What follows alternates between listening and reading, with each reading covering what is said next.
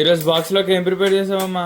ఈరోజు cauliflower capsicum టమాటా కూర వండాను రా చక్కగాను. మరి దాంతో పాటు ఈరోజు వంటలేంటి? ఇంకా ఈరోజా చూడు, కమ్మని దోసకాయ పప్పు నేతిపప్పు పెట్టి, అలాగే కాలీఫ్లవర్ టమాటా కాస్త ఉల్లిపాయ అది వేసి కూర వండాను. కాస్త నువ్వుల పొడి వేసాను టేస్ట్ బాగుంటుందని.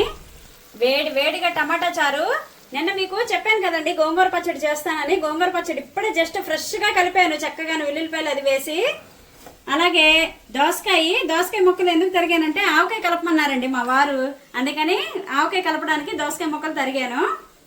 ఇంకా నా కోసం మా వారి కోసం రాగి జావా, చల్లని మీగడ పెరుగు, వేడిగా అన్నం.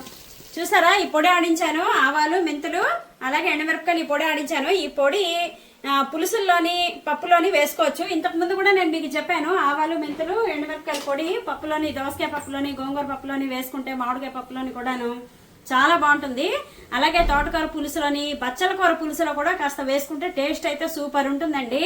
అలాగే మా వంటలు ఉన్నాయో కామెంట్ చేయండి. ఏం చేస్తున్నారు, మీ పిల్లల లంచ్ బాక్స్ లకి ఏం చేశారు కామెంట్ చేయండి. సబ్స్క్రైబ్ చేసుకోండి.